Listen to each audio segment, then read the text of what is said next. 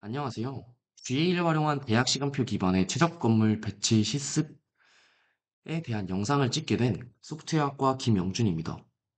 오늘 영상의 목표는 유전 알고리즘에 대한 쉬운 이해 및 간단한 예제를 살펴보고 이를 활용해 대학 시간표 최적 건물 배치를 실습해 보는 것이 목표입니다. 사전 준비해야 하는 툴로는 콜앱이 있을 수 있고요.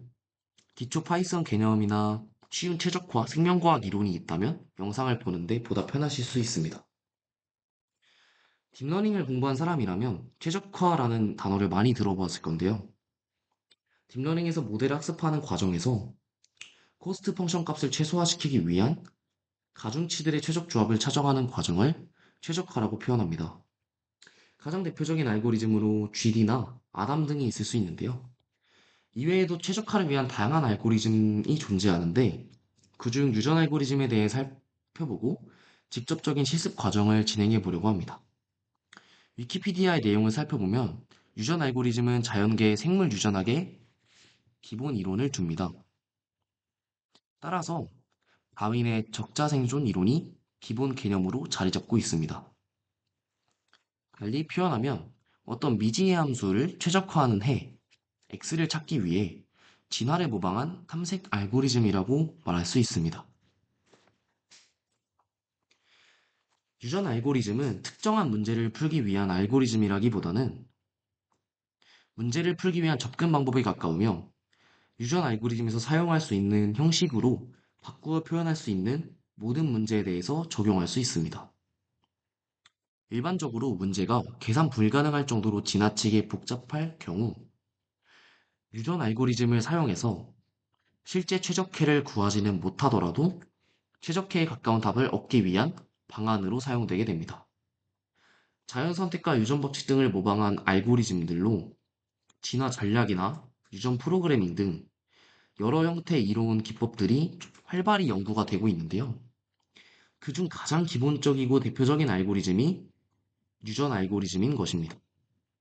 따라서 계산하기 복잡한 문제에 대해 최적해를 구해보고 싶은 호기심이 있었고, 이에 비선형적인 문제 해결을 경험해보자는 생각으로 유전 알고리즘과 그에 대한 실습을 주제로 선정하게 되었습니다.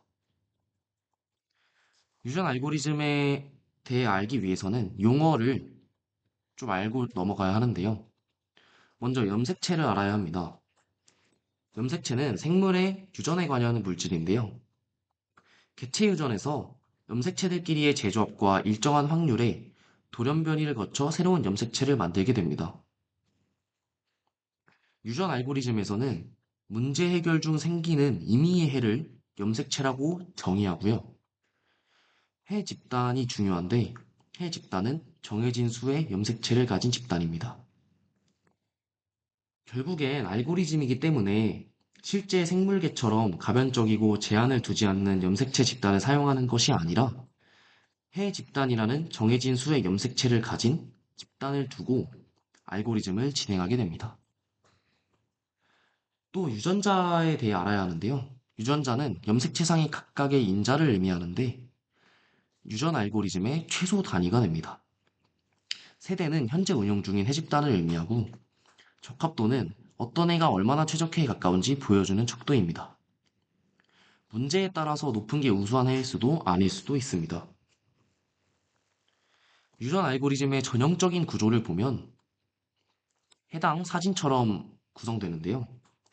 먼저 n개의 해를 임의로 생성을 한 뒤에 n개로 이루어진 해 집단으로부터 k개의 새로운 해를 만들어내게 됩니다. 이때 각각의 해는 선택, 교차, 변이의 단계를 거쳐 만들어집니다. 이렇게 만들어진 k개의 해는 해 집단 내의 k개의 해와 대치되고요. 이러한 과정을 정지 조건에 만족할 때까지 수행하는데 해 집단에 남은 해 중 가장 좋은 해를 마지막 답으로 삼습니다. 세대차는 해당 앞에서 보았던 그림에 나왔던 K, 상수 K가 해 집단이 한 번에 얼마나 많이 대치되느냐를 결정하는데 K 나누기 N을 세대차라고 합니다. 따라서 세대차에 따라서 1에 가까우면 세대형 유전 알고리즘의 1 나누기 n에 가까우면 안정상태 유전 알고리즘이라고 표현합니다. 유전 알고리즘에서는 대표적으로 설익은 수렴이 빈번한 문제로 등장하는데요. 설익은 수렴은 최적의 해를 구하는 과정 속 모집단이 너무 일찍 수렴되어서 결과적으로 차선책이 되는 것을 의미합니다. 설익은 수렴은 유전 알고리즘에서 발견되는 매우 일반적인 문제입니다. 그렇기에 유전 알고리즘을 구성하는 주요 연산을 정리해보게 되면 선택교차, 돌연변이, 대치 이렇게 이렇게 말할 수 있고요. 선택은 현재 세대에서 다음 세대를 생성할 때 사용하는 해답들을 결정하는 연산이고 적합도에 따라 확률적으로 결정됩니다. 교차는 두 해답을 결합해 새로운 해답을 만드는 과정으로 생물의 염색체 교차를 묘사한 것입니다. 서로 다른 두 해답의 좋은 점을 모두 취하는 새로운 해답을 만들 수 있기 때문에 교차는 굉장히 유전 알고리즘에서 핵심이고 상징적인 작업입니다. 돌연변이는 해답의 일부분을 무작위로 변형하는 것인데요. 여기서 이제 수렴되는 문제에 빠질 가능성을 줄여줄 수 있습니다. 선택 연산은 자식해를 만들기 위해서 부모해를 선택하는 과정입니다. 자연에서와 같이 유전 알고리즘에서도 어떤 해의 문제가 최적해에 가까워질수록 자손을 퍼뜨릴 확률이 높아지는데요. 그 말은 선택될 확률이 높아진다는 것이고, 많은 경우 선택 연산이 모든 해들의 적합도를 기반으로 이루어집니다. 적합도가 높은 해가 선택된 확률을 더 높게 설정하는 것이죠. 아래에 나와 있는 이 그림은 대표적인 선택 방법이 룰렛 휠 선택인데요. 선택 방식이 룰렛을 돌려 멈춘 곳에 1을 선택하는 것 같아 이러한 이름이 붙여졌는데, 이런 룰렛 휠 말고도 순위 기반 선택, 토너먼트 선택 등 다양한 선택 연산이 존재합니다. 교차 연산은 두 개 이상의 부모 염색체의 특징을 부분적으로 결합하여 새로운 자식 염색체를 만들어내는 연산인데요. 유전 알고리즘의 성능을 크게 좌우하는 연산이고 정말 많은 방법이 존재합니다. 사진에 나오는 것이 가장 단순하면서 널리 쓰이는 n점 교차인데요. 두 개의 부모회를 선택한 후 n개의 자름선 위치를 결정하고 그 자름선을 기준으로 하여서 두 부모회에서 유전자들을 번갈아 가져옵니다. 이런 n점 교차 말고도 균등 교차, 사이클 교차, PMX 교차 등 다양한 교차 현상들이 존재합니다. 변이는 자연에서 생물에게 일어나는 돌연변이와 같이 교차를 통해 만들어진 새로운 자식해에게 일정한 확률로 돌연변이를 일으켜주는 과정이고요. 실습에서 자세히 보도록 하겠습니다. 그리고 대치는 현재 세대의 해들을 새로이 만들어진 자식 세대 해들로 교체하는 과정으로 아까 나왔던 세대차가 자식 세대 해가 부모 세대를 대체하는 비율을 세대차라고 하는 것이고요. 세대차가 1에 가까워질수록 해 집단의 특성이 빠르게 바뀔 것이고 세대차가 작아지면 해 집단의 변화가 비교적 느리게 될 것입니다. 따라서 세대차의 설정에 따른 장단점이 존재하니까 문제 상황에 따라 맞게 잘 선택해야 합니다.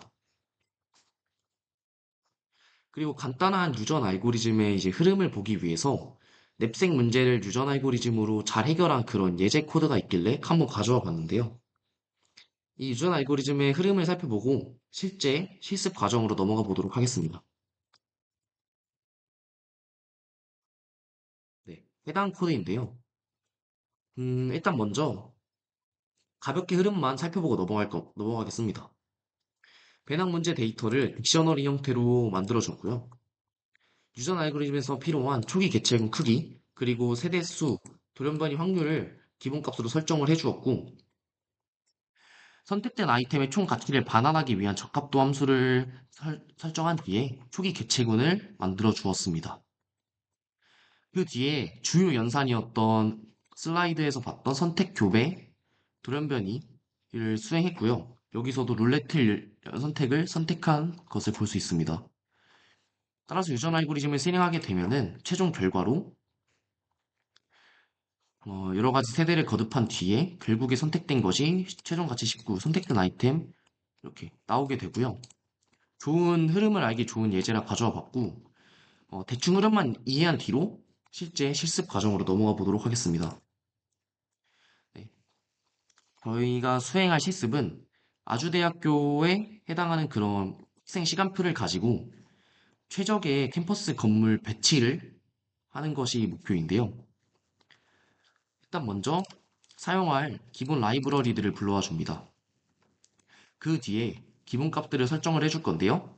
아까 흐름에서 봤던 유전자 집단 크기, 돌연변이 확률, 그리고 이거는 경로 문제에 사용할 거기 때문에 그래프나 거리 행렬 초기화 시에 무한한 거리로 설정하기 위한 상수를 기본값으로 줍니다. 그리고 이러한 건물 번호가 아주대학교 캠퍼스 맵에는 붙어 있는데요. 아주대학교 캠퍼스 맵에 이런 지도를 가지고 1은 정문, 2는 버스 정류장, 3은 선구자산, 4는 에너지 센터, 5는 원천관, 이런 식으로 아주대학교의 건물 정보를 정수 아이디, 이름으로 매핑해서 딕셔너리로 만들어 주었습니다. 건물 번호는 이후 거리 행렬 구성이나 경로 계산 시 건물 번호로 처리를 하고 출력 시에는 이 이름, 건물 이름을 알 수 있도록 표현 가능하게 했습니다. 그리고 이건 제 실제 시간표인데요. 제가 듣는 서양음악사 지금 오픈소스 입문, 컴퓨터 구조 이런 수업들을 정의를 했는데 성우관, 원청관, 팔달관에 맞는 이 번호, 제 시간표, 실제 시간표에 맞는 그런 건물 위치를 또 설정을 해주었고 수업 목록 및 인덱스를 매핑해서 리스트 형태로 저장을 해줬습니다. 순열 유전자 표현식 활용을 할 것이기 때문에 이런 식으로 리스트 함수를 활용해서 설정을 해줬고요. 수업명과 수업명, 그래서 인덱스 번호를 매핑하는 딕셔너리를 해서 리스트 인덱싱 및 거리 계산 시 유용하도록 코드를 또 수행했습니다. 다음으로는 초기 유전자를 생성해 줄 건데요. 초기 유전자에서 해당 변수는 유전자 배열을 의미합니다. 이 문제에서는 경로를 나타내는 유전자 배열이 될 거고요. 피트니스 적합도는 이 유전자의 품질을 나타내게 됩니다. 아까 슬라이드에 나왔던 그 적합도고요. 보통은 이동거리의 반비례값으로 계산하게 됩니다. 그래서 초기 유전자 생성을 해줄 거고요. 다음으로 인접 행렬 데이터를 구성할 건데 좌표 기반으로 거리 계산을 해서 그거를 이 유전 알고리즘의 코스트로 줄 겁니다. 건물 간의 좌표 직선 거리를 코스트로 반영하도록 했는데 이렇게 하면은 적합도 계산 시에 문제가 발생할 확률은 있습니다. 이게 예제이기 때문에 그 지도상의 그런 좌표를 픽셀 좌표를 가지고 직선 거리로 그 계산을 하다 보니까 적합도 계산을 하게 되면은 그 데이터상 문제가 발생할 확률이 있고요. 일단은 실습이기 때문에 그거는 직선 거리로 하고 그냥 넘어가도록 하고 차라리 그냥 실험을 할 때는 그냥 코스트를 임의의 상수 1이나 14의 상수로 줘버리는 게 결과값에서는 좋을 가능성이 높을 수도 있습니다. 일단 저는 실제 좌표 직선 거리를 이용을 했고요. 아주대학교의 그 건물 좌표의 실제 네, 기반으로 유클리드 거리를 계산하고 그걸로 건물 간 인접 거리 행렬을 만들려고 합니다. 좌표를 이렇게 설정을 했고 자기 자신으로 가는 거리는 0으로 이렇게 설정을 해줬습니다. 그 뒤에 유클리드 거리 공식을 사용하여 인접 행렬을 구성해 줬고요. 그 인접 행렬을 구성한 뒤에 리턴을 해 주었습니다. 그리고 적합도 계산을 하기 위한 함수로 플로이드 워셜이나 벨만포드 함수를 사용하려고 했는데요. 이 실습의 예제는 제가 구성할 때 플로이드 워셜로 만들었고요. 전형적인 플로이드 워셜의 3중 루프 구조를 사용해서 IKJ 경로가 IJ 직접 거리보다 짧다면 갱신하는 방식으로 결국에 리턴 해주게 함수를 만들었고요. 요일별 시간표 타임테이블도 구성을 해주었습니다. 실제 시간표를 숫자로 인코딩한 배열로 변환을 해주는 건데요. 공강 시간은 마이너스 1, 그리고 실제 제가 듣는 이렇게 시간표 모습이 나오죠. 그래서 맞게 이런 식으로 시간표에 맞도록 공강 시간은 마이너스 1, 아니면 시간표에 수업이 있을 때는 서브젝트 투 인덱스를 사용해서 이렇게 시간표를 구성하고 이거를 데이터 프레임으로 변형을 해줬습니다. 그 뒤에 리턴을 해줬고 여기까지가 이제 유전 알고리즘의 주요 과정을 진행하기 전 준비 과정이었고요. 적합도 계산 함수를 이제 진행할 건데 적합도 계산 함수에서는 아까 만들었던 변수인 이 건물 번호 리스트 그리고 요일별 가면 인덱스가 정리된 시간표 그리고 플로이드 워셜의 결과인 거물과 최단거리 그래프가 변수로 사용될 거고, 매개 변수로 사용될 거고요. 여기 보면 요일 간의 각 연속된 수업상에 대해 거리를 측정을 해줬고, 마이너스 1은 빈 시간음으로 건너뛰기, 컨티뉴로 스킵을 해줬습니다. 따라서 연속된 수업 간의 건물 이동 거리를 계산하고, 유전자에서 과목 인덱스를 참조해서 건물 번호를 가져오고, 여기 코드에서 총 이동 거리를 적합도로 계산을 해주었습니다. 그리고 마지막에는 적합도를 리턴해 주었고요. 초기 염색체를 그 뒤에 생성해야 하는데, 초기 염색체 같은 경우에는 무작위 유전자를 생성하고 적합도를 계산하여 초기 인구를 생성하는 과정입니다. 따라서 초기 개체수, 개체군 크기와 플로이드 워셜의 결과를 매개변수로 줬고요. 여기 보면은 과목 수만큼 중복 없이 무작위로 건물을 배치하도록 했고, 네. 위에서 설명한 이 get 피트니스 방식으로 총 유전자의 그 이동 거리를 평가해서 반환해 주었습니다. 그리고 나서 염색체의 선택 과정에서 저는 엘리티즘 방식으로 선별하고 율레틸을 동작해서 적용하는 방식을 택했는데요. 룰레틸 같은 경우에는 슬라이드에서 봤듯이 염색체들의 적합도에 비례해서 개체군에서 다음 세대로 넘겨줄 염색체를 선택하는 방법이고요. 엘리티즘은 가장 좋은 몇 개의 염색체를 아무런 변화 없이 세례인 개체군으로 복사한 후 나머지는 전형적인 방법과 동일하게 동작하도록 하는 것입니다. 그러니까 높은 엘리트들만 계속 꺼내서 복사한다고 보시면 됩니다. 룰레틸 방식으로 확률적 선택을 수행할 건데요. 따라서 룰레틸 방식으로 네, 역수를 취해서 네, 선택 확률이 높아지도록 했고요. 전체 확률 합이 1이 되도록 정규화 시킨 뒤에 짝을 만들어줬습니다. 이는 크로스오버를 위해서고요. 크로스오버 연산에서는 사이클 크로스오버 말고 올더 크로스오버를 사용했는데요.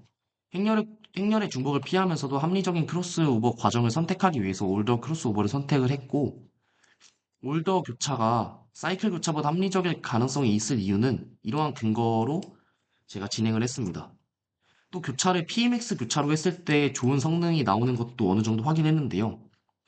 올더나 PMX 교차를 사용하는 방식은 일단 실습이니까 올더 크로스오버로 진행을 하고 나중에 기회가 된다면 PMX 교차로 진행하는 방식을 추가해서 해보도록 하겠습니다. 따라서 이렇게 순서 교차 방식으로 진행을 했고 여기 보시면 이 코드에서 부모 1의 유전자에서 구간을 잘라서 자식에게 그대로 복제를 해줬고요. 나머지 부분은 부모 2의 유전자를 순서대로 채워서 순서를 유지해줬습니다. 그 뒤에 이동거리를 계산하고 네, 리턴으로 이 함수를 리턴해줬습니다. 그 뒤에 돌연변이 연산을 진행해야 되는데요. 돌연변이 연산은 행렬이 중복되지 않아야 하는 그런 프로젝트 방식 그대로 수학 뮤테이션을 진행해가지고 유전자 의 두 위치를 스왑해서 새로운 유전자 다양성을 만들어내게 됩니다. 따라서 이런 식으로 이 돌연변이 확률이 0.4 이하일 때만 수압이 발동하도록 if 조건문을 만들어서 수합하도록 하고 그 뒤에 유전자의 적합도를 다시 평가해가지고 이 세 개체를 반환합니다. 여기서도 세 개체를 반환했고 돌연변이 연산을 통해서도 세 개체를 반환해주게 됩니다. 그 뒤에 메인 코드를 진행할 건데요. 이건 이제 앞으로 앞에 나와 있던 함수들을 적용해서 메인 코드를 진행해 주는 건데 플로이드 워셜로 궤장거리 계산했고 타임 테이블 만든 함수로 타임 테이블을 구성했고요. 그 뒤에 총 이동 거리를 계산하고 유전 알고리즘 루프를 걸어줬는데요. 엘리티즘을 사용해야 되기 때문에 엘리트의 개수를 정해주고 저는 100세대 반복을 하겠습니다. 선택 교차 돌연변 이로 엘리트 보전하는 과정을 진행할 거고 엘리트를 선택해서 가장 적합한 상위 개체들은 다음 세대로 전달되도록 코드를 지정했고요. 교차 및 돌연변이 과정을 진행한 후에 10세대마다 진행상할 출력이라고 되어 있는데 제가 좀 더 자세히 확인하기 위해서 방금 전에 3세대마다 진행상을 출력하도록 바꿨고요. 이 결과를 확인해 보게 되면은 있습니다. 이런 식으로 지금 세대를 거쳐가면서 최적화되는 모습을 볼 수 있는데요. 이게 돌릴 때마다 최적화되는 과정이 다르기 때문에 돌릴 때마다 네, 다르게 나올 겁니다. 네, 돌릴 때마다 다른 값이 나오는 것을 확인할 수 있죠. 사용된 유전자의 그런 연산 방식으로 계산을 하기 때문에 결국에 나오는 결과가 이런 식으로 도출이 되게 되고요. 한번 제대로 결과를 확인해 보면